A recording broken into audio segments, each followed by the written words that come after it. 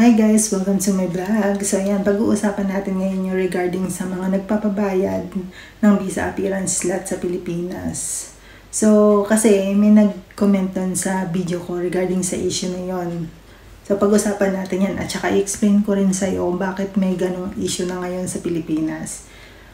Ito kasi yung message niya dun sa video ko. Ang sabi niya is, kung walang choice, wag na po sana ipagkalat pa na may kakilala ko na pwedeng makakatulong para makaalis. Kasi lalo po lumalala ang bentahan ng slot. Kung walang nagsasabi na may kakilala na makakatulong magka-slot, ay di wala nang tatangkilik sa mga bayaran at bentahan ng slot na yan. Tapos kawawa pag na-refuse pag di nakapasa. So ito yun. So explain ko po sa'yo. So kasi regarding dun sa mga nagpapabayad ng slot at bakit nila nalaman yung sistema regarding dun, which is ang mga taga-agency din ang nagturo sa kanila. Kasi ang mga taga-agency naghanap sila ng mga taong setter para sa visa appearance slot sa embassy kasi nahihirapan na rin sila. So bakit ba nila natutunan yun? Gaya ng kakilala ko, which is wala naman siyang idea noon doon, tinuruan lang din siya ng taga-agency. So, humingi ng tulong ang taga-agency sa kanya na magbantay sa BLS, visa appearance slot, kasi nga hirap na rin sila.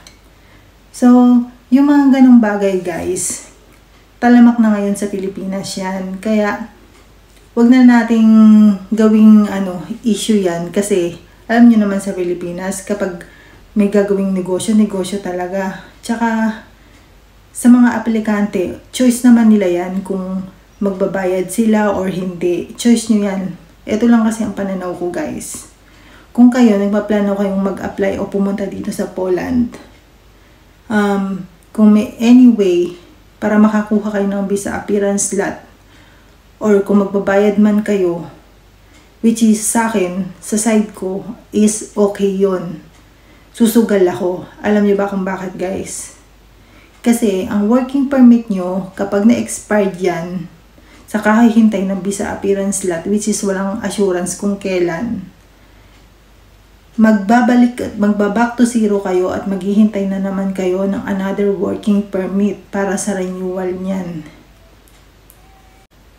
At kaya marami din ang aplikante ngayon nagmamadali kasi nga may expired na yung mga working permit nila. So, kaya yung mga gustong magbayad na para sa slot, choice naman nila yun. So, wag nating questionin yun. Kasi sa ngayon, sa kalakaran talaga sa Pilipinas, is hindi na ganun kadali na maaayos pa yan. Even though na yung mga nag-complain, so matatagalan yung ganyang sistema.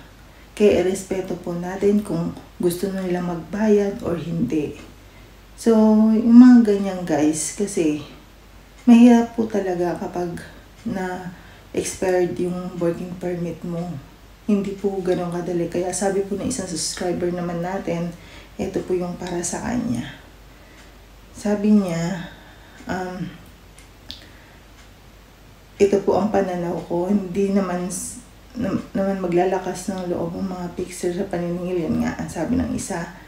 So, ito naman yung isang, kung walang choice, wag na po sana ipagkalat. So, ito naman ang pananaw ko, hindi na maglalakas ng loob ang mga picture na maningil ng ganyang kalaki kung wala kukuha. Kaya lang, kung talagang gusto mo makaalis at ayaw mo nang ma-stress, kakapit ka sa patalim. Kaya talaga sabi nga lang nila na mag-abroad parang sugal. Need mo talaga sumugal. Manalo o hindi. At least, nag-try. Ganyan talaga ang kalakaran at lalo pang lalayang kapag ang embassy ng Poland o gobyerno ng Poland ay di magbabago ng system. Lalo nang ganyan di lang mga Pinoy ang gustong makapasok ng Poland. Maraming bansa rin. Sis, totoo po yun. Marami pong ibang lahi dito. Unahan na lang talaga sa pagpasok sa Poland. Kapag nakuha ng Poland, ang need nila manpower, mag-stop na yung katulad ng ibang bansa. So, yung sa manpower naman guys, parang hindi siya ganun kadaling mag-stop. Pero kasi sa totoo lang dito kasi sa Poland, napakaraming trabaho. Kaya wala pong magiging problema. Siguro continuous pa rin siya. Kaya nga lang ang nagiging problema sa sistema ng mga embassy sa Pilipinas. Yun lang po talaga ang nagiging problema. So, kung kayo guys, para sa akin, at gusto nyo makaalis agad, gumawa tayo ng way na makakatulong sa atin para magkabisa tayo, which is usually nga, yun nga yung nagpapabayad. Hindi ko naman sa pinagngangalandakan na may ganong sistema, which is nalaman ko lang din naman yun. Alam niyo ba guys, kung ako sa inyo, dumiskarte din na lang din kayo ng para sa inyo kasi nga yung mga agency wala na rin magawa yan. Kaya nag-give up na rin sila sa pagbibigay ng mga visa. Mas majority po kasi sa mga aplikante ngayon is yung gustong magkaroon ng visa na ng problema kung paano sila makakakuha ng slot. Kaya irespeto po natin kung gusto nilang magbayad. Huwag po natin questionin yun para sa doon naman na ayaw magbayad. Edi maghintay po tayo kung kailan tayo magkakabisa. Iba-iba po kasi tayo ng pamamaraan. Kasi ako dati naging aplikante rin ako. So kaya alam ko yung naging proseso ng pag-apply sa Poland. Hindi po ganun kadali. At marami din po kasi sa Pilipinas ngayon na kumpleto na sa requirements, may working permit na. Kaya nga lang guys, walang kwenta ang working permit kung hindi ka magkakaroon ng visa. So mababaliwala lahat yan. Yung application mo, yung pagbabayad mo ng malaki, mababaliwala lahat yan. Kaya much better na gumawa tayo ng paraan para magka-visa. So, yung mga nagko-complain nga, usually, na yan agency yung nagreklamo. So, doon pa nga lang sila wala nang magawa. Paano pa kaya yung mga individual?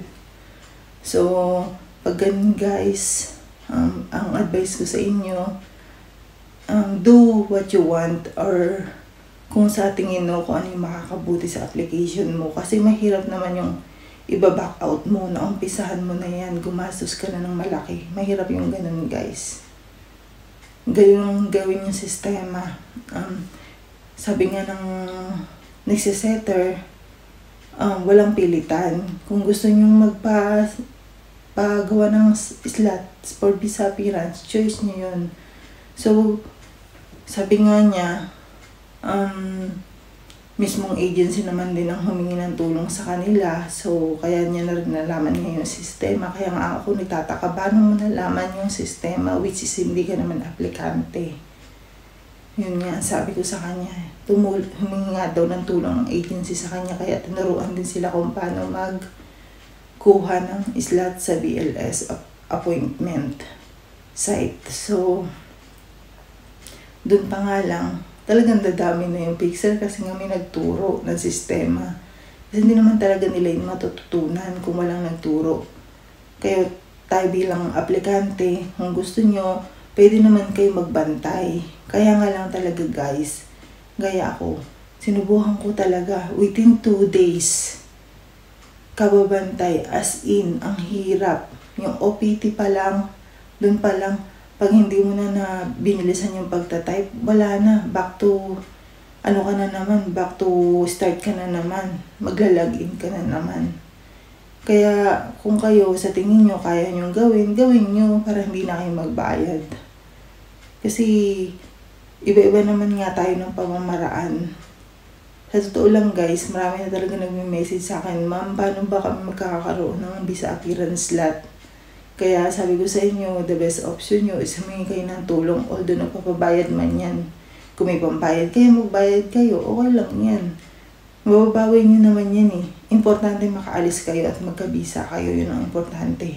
Hindi nyo, walang kwentang working permit kung wala kang visa appearance, kung wala kang visa pupunta dito sa Poland. Kaya agapan po natin yan yung mga may expired yung working permit, mag-decide po tayo para dyan.